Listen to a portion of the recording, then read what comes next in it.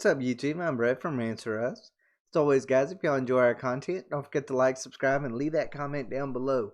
We're on the road to 1,000, and we hope you guys can help us get there. Alright, so, this is our Falcon and the Winter Soldier episode 3 review. Man, this episode had probably some of the better moments that I've seen from this show, but it still is plagued by this. It's like it'll go by this action, and then it goes through this like crawl of just boringness and like either a elongated scene that just really doesn't need to even be there, or either it's like it drops to this like crawl, and then it tries to pick it back up with action later on, and it doesn't work. When you're watching a movie and you've got 2 hours, you can kind of fill in like maybe I guess what you would consider like a filler scene where you can have it or you cannot have it. Doesn't really matter. But they usually put it in there maybe to, fill in some moments, or maybe to give a little bit of information that maybe isn't necessarily moving the story forward, but maybe giving you a little bit of background of the characters. I feel like the Falcon and the Winter Soldier has these moments. The problem is their series. It's a series. It's 30 to 40 minutes long. It doesn't have time to have those moments. It needs to be just like bang, bang, bang, bang. Always something, always something, always something going on. It needs to have that. I'm not saying every scene has to be action packed, but there's one thing that good writing. You can have a scene where two people are sitting in a room talking in chairs, and it be action packed. And it those kind of scenes draw people. The problem with this, it's more kind of laid back scenes where they have like moments where the characters are trying to connect, but then they have this moment of disconnection, and it just, I guess sometimes they try to play things for laughs, but other times I just feel like it's just bad writing, and it really drives me crazy because I'm like, we don't have time for some of these scenes should have been edited out, but maybe they're just looking to see if maybe they can get a quick laugh out of the audience, and most of the time it just kind of falls on its face. But overall, let me go ahead and get into the review. I thought the Baron Zemo scene, the prison scene, could have been really cool. I actually would have preferred it to have been a full episode, though. I thought it was really a neat scene in the way that, Sam and Bucky kind of had disagreements on it. And I see it from both standpoints. You kind of needed Zemo to, find out who the power broker is, to find out where this serum is, and all of this other kind of stuff around that. But at the same time, you could have Wakanda on your heels because he was responsible for the killing of their king. So I mean, at the same time, you could create maybe a World War III by just breaking this guy out of prison. And I kind of felt like there maybe in that scene there should have been a little bit more confrontation with Sam and Bucky when they're talking about, hey, we're gonna break him, really think we need to break him out, and then all of a sudden he shows up. I was expecting Sam to be like, what is wrong with you, man? Like what is seriously wrong with you? We could start an actual war with a super powered country that is miles and miles ahead of any other country on the planet, even the most powerful countries on the planet. So I mean, I was hoping that there would be a little bit more confrontation between Sam and Bucky in that regard, because there's been confrontations with them throughout this season, but I felt like it's been like over lesser things. Where where Bucky's upset at Sam for not taking, the mantle of Captain America because he's like, Steve wanted you to have it, and if you don't take it, if he's wrong about you, then he's wrong about me, and all of that stuff. I kind of felt like that was kind of a juvenile thing to say at the time, but I kind of feel like they kind of play all, they try to play these two as like having this completely different mindsets on things. And I kind of felt like if I was Sam in that situation, I would have been pissed beyond belief that this guy was risking that and then was telling me after the fact that he was doing it. And then somehow I was already going to be implicated in it. Like, I would have been really pissed about that situation. And I was hoping Sam actually would, but kind of got blown out, or blown off, I guess you could say. It wasn't really that big of a deal later on. So, I mean, I kind of was a little bit disappointed by that. But then it was just, I don't know. To me, it was a moment that really should have been a lasting moment that kind of had to be sorted out throughout the rest of the episode. And instead, it was just kind of like brushed aside. Like, all good, man, we'll just go from here. Like, I kind of I just did not like that.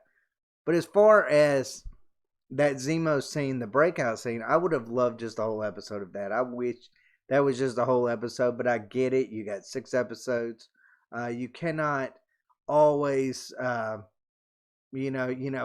these episodes that are just there for like a breakout. But I felt like if they would have maybe enhanced that breakout scene, you could have really seen exactly what Zemo is made out of.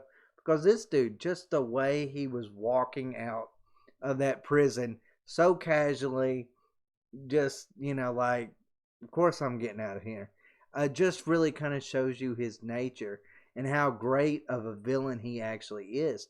Because he's this guy that he's cocky, he's very confident in his own behavior, he's confident in his own mindset. He doesn't doubt what he thinks. He believes that superheroes are, need to be completely and totally wiped out, that they're a danger, more of a danger. To me, he's got very good reason to believe that.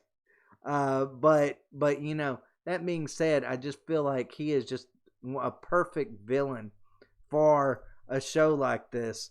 I'm hoping that they maybe increase his role just a little bit more. Not just in this, but maybe I wouldn't mind even seeing like a Baron Zemo film. I would love to just them explore this guy's mindset, because Daniel Bruhl does a really great job with this character, and it would be a shame not to explore this character even further. To me, I think so far he has been between him and Sharon Carter. I think they've been the 2 breakout stars of this, not just this episode, but of the show just in general. Because when those 2 are in a scene, you can guarantee that scene is going to be interesting. It's going to be thoughtful. It's going to really have some really unique meaning to it. Something that I feel like this show kind of lacks with the 2 main protagonists of it. But overall, like I said, I feel like Daniel Bruhl does a very great job as Zemo. I also kind of enjoyed, when you want to talk about with Zemo, yes, he's a villain. But you have to realize, to a certain extent, he's kind of on the exact same page with the heroes. He might not trust superheroes very much. But to me, I feel like he has good reason not to, after what happened to, basically his home country, due to the power of superheroes. So I kind of see where he's coming from on that. But when they sit there and they compare and contrast him with the Red Skull, I thought that was a really unique moment. Because it just shows, hey, you know what? He's not a villain that is out there for necessarily world domination. He's got a specific goal in mind. And if Bucky and Sam are heading in the same direction as what he is when it comes to destroying the secret super soldier serum, he's going to do it. He's going to be their allies. As soon as they break away from that, yeah, he's going to change alliances quick, and I think we'll see that later on, probably next episode. But he's a complicated man. He's not just evil for evil's sake like the Red Skull is. He even says, he says, would you want to live in a world with the Red Skull? He differentiates between Hydra, the normal villains that we see, that have more of a government human infiltration kind of place in this Marvel world. I feel like he did a really great job of just differentiating himself from them and him, and what he wants and what they want are just two separate things, and that he will be a temporary ally with the good guys as long as they are on the exact same path. That to me is a great villain.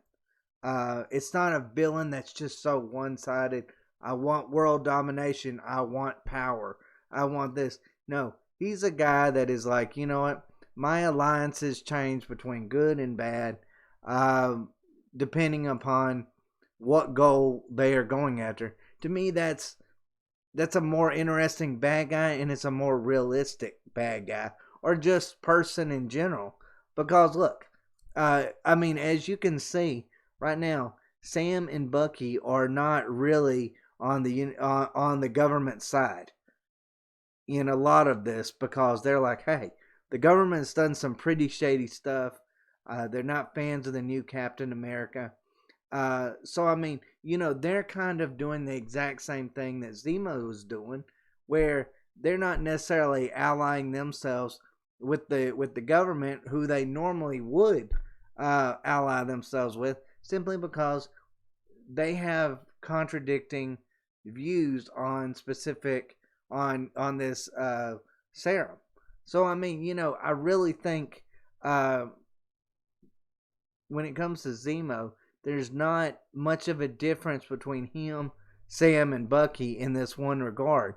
Of course, Zemo is always going to be a villain. He's always going to go to whatever extreme he has to go to get his point across, to rid the world of these superheroes. But I just really think it's just interesting how he played, or kind of explain the difference between him and maybe another powerful Captain America villain that normally, I guess, fans would kind of put in the same category, but they're like they're at odds with each other. Let's just put it that way. He's more of a Daniel Bruhl's Zemo is more of a outstanding character than what the Red Skull was. A more misunderstood, I guess maybe misunderstood is a bad word for it. Not misunderstood, but a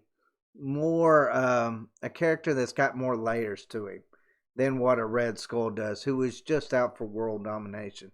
So I really actually enjoyed him discussing the different philosophies that he and Hydra differ on. So I actually like that part. As far as John Walker is concerned, though, as Captain America, can they not make this so obvious what direction they're going to go into?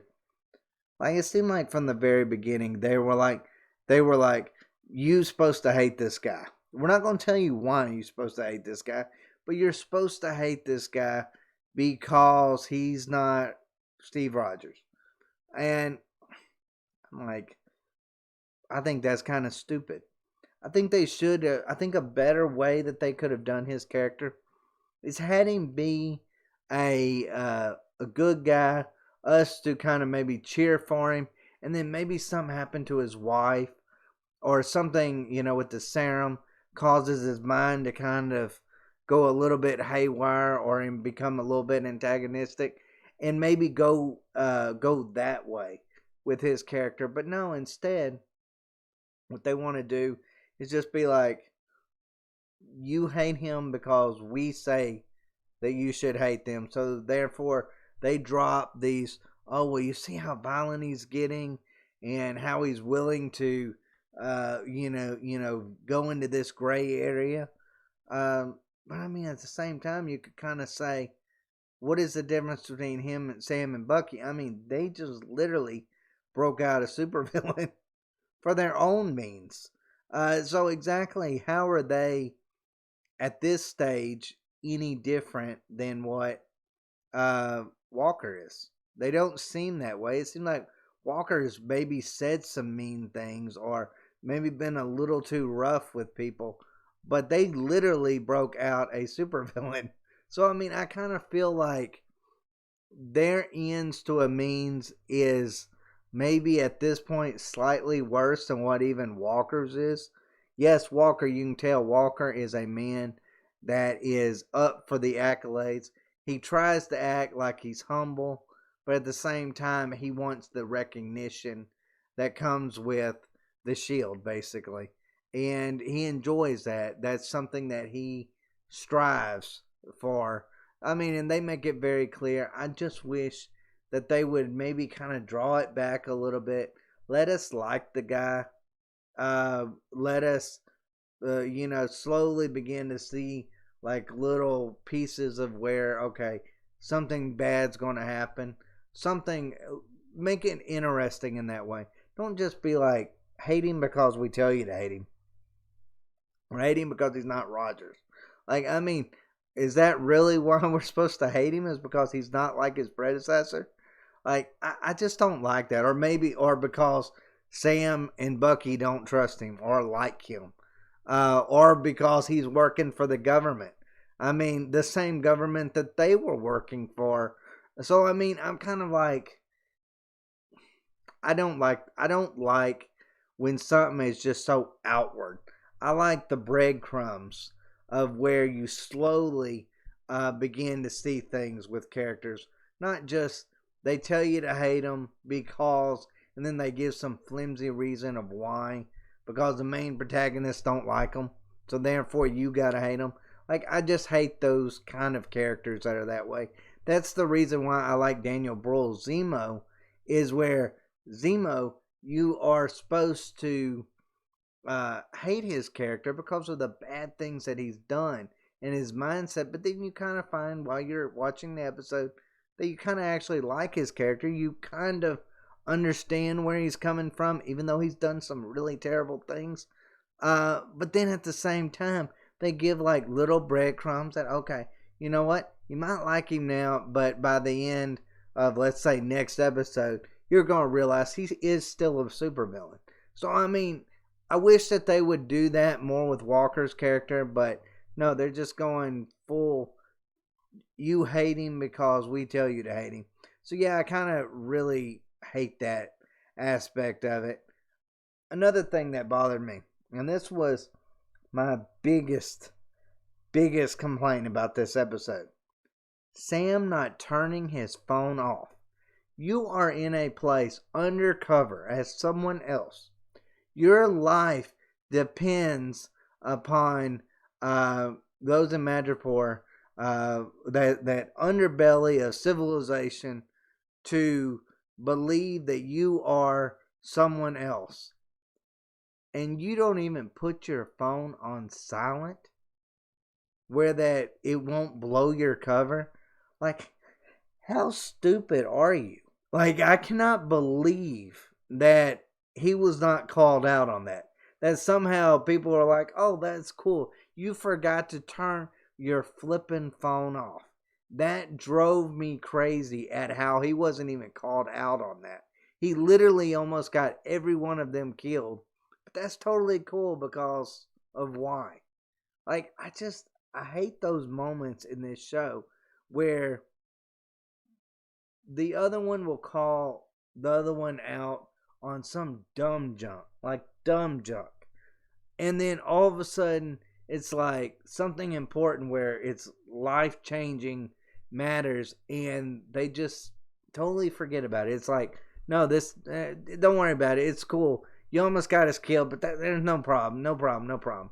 And I hated that. Like when I saw that, I was like, that is so ridiculously bad that I just do not. I just hated it. I just literally hated it. But since I said something bad about it, about this episode, I'll say something that was really good about it. Sharon Carter is a beast. She is an interesting character. She is just mad strong. Like she is. I was sitting there watching her while Sam and Bucky are doing their things, talking to that scientist. And then she's just outside, and all these guys with guns, and she's like, "I don't need no gun. I'll just go and I'll just beat the ever living daylights out of like 20 guys, and I'm gonna steal their guns, blow up some stuff, and I'm just gonna take these guys out like they're just literally nothing." I mean, she just showed how powerful of a character she is. I mean, when I was watching that, I'm like, why is this show not about her? Like, she is, like, seriously an interesting character. She's a character that is walking a tight rope when it comes to villain and hero. To be honest with you, I'm kind of leaning that she's a villain. I really am. I actually kind of think she's a power broker. I really do. Simply because you see the power that she has where she's at. Of course, she says, well, I want a pardon and all that stuff. And she tries to make a deal for that. But at the same time, she's got it made where she's at. She doesn't have to, in Madripoor, she is, she's actually got a really nice thing going on. So I kind of feel like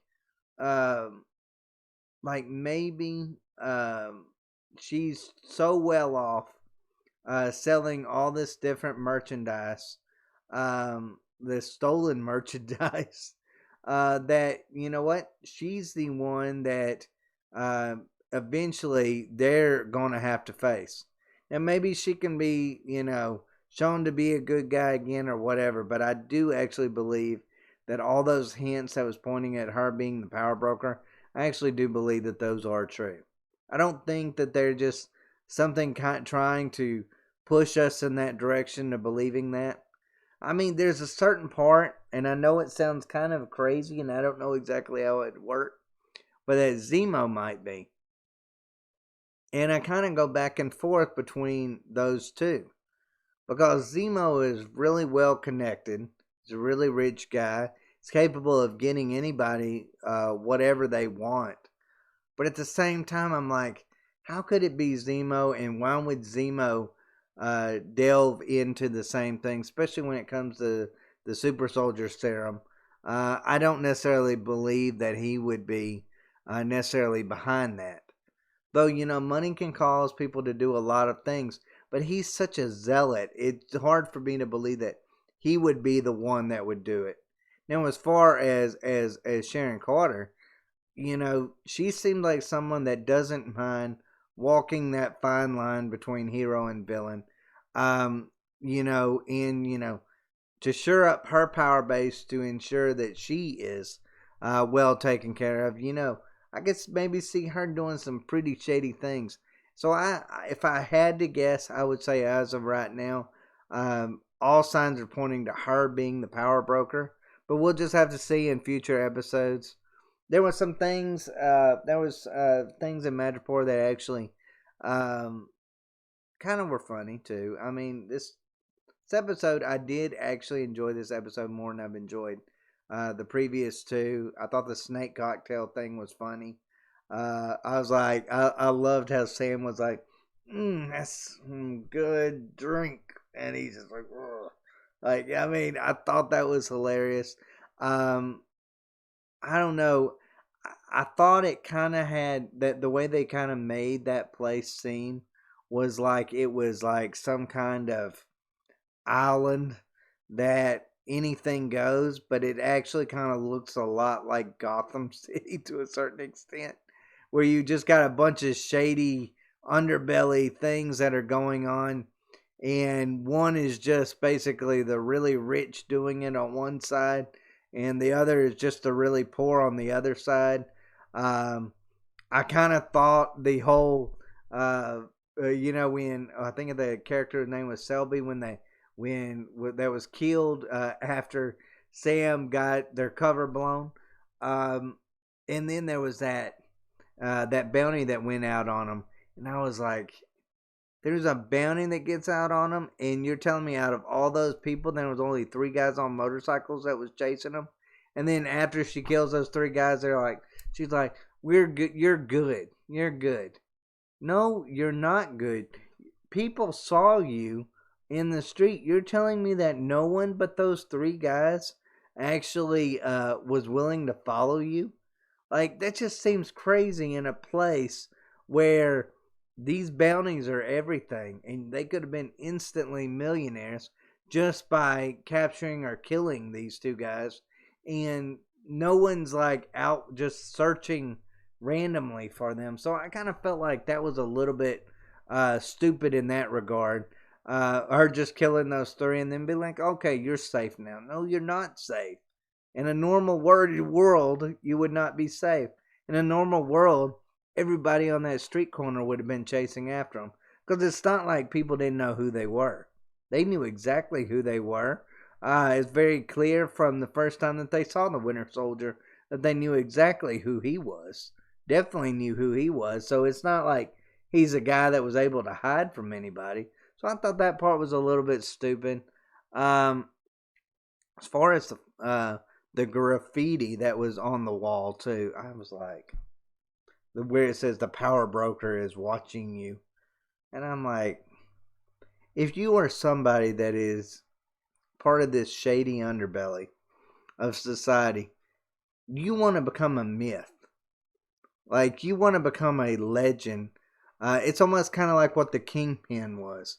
You know, the Kingpin in like Spider-Man comics and so forth was always more of like, people knew he existed to a certain extent, but he almost kind of went towards like mythological kind of ways, because he was so high up that there was no way that you could ever, if you were a law enforcement or anything, ever be able to reach that high up, because there was so many people that was underneath him that it would just be impossible to tie him to any of these lower level ones, because even the really rich ones were still low level thugs when compared to him.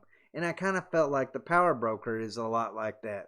Like the power broker, if you're wanting to, stay on the down low, but still get, not draw attention to yourself and not maybe, I don't know, risk your life by doing so, you're probably not going to put graffiti on the side of the wall that actually, shows that you're watching people at all times. I felt like that was incredibly, incredibly stupid. But I mean, overall, thought that was pretty stupid part of it. Another thing that I'm just completely and totally confused about, and I've never been able to find anybody that really is explaining it, or I've never been able to, even rewatching it, discover exactly what side are the Flag Smashers supposed to be on. To a certain extent, we're supposed to care about them. That they are people that are, fighting for displaced people. But now it's like, after Carly exploded that bomb and killed those people for really no apparent reason, now I'm kind of like, are these the good guys or the bad guys? Are they going to turn against her? What exactly is going to go on? Because granted, they are doing some good work. They're just doing the wrong things and pissing off the wrong people in doing it. But this whole Flag Smashers being, us supposedly wanting to feel sorry for them just so that we can be like, oh no, they're actually the bad guys, is like the polar opposite of what they did with John Walker. Because John Walker, from the very get-go, they're like, he's the bad guy. hate him. But it seems like with the Flag Smashers, we get these. They're good, they're bad, they're good, they're bad, and now they're back bad again after being good, and after us just feeling sorry for them. So I mean, I don't really like the direction that they're going with that. I do think that Carly is actually an interesting character. That actress plays that part really well, but we just don't get to see enough of her that we really care about her character, or at least I feel that way. But guys, that's all I got to say on this episode. Let me know what y'all think down in the comment section. Overall, I would give this episode probably like a 7 out of 10. I did enjoy it. Like I said, it did have some slow moments. But I mean, I enjoyed the Zemo scenes and I enjoyed the Sharon Carter scenes. I thought those two were standouts from this episode. And just simply off of what they did in this episode, I would definitely say that this was upgrade over what we've seen in the previous two episodes, where there was like 5 minutes of good and then like 30 minutes of just really bad, slow scenes. So, I mean, overall, I kind of liked it. I won't say I loved it, but I did really like this episode. We'll have to see if they keep picking it up or if it's going to fall back into old habits again. But we'll just have to see. But as always, guys, thanks for watching. And y'all take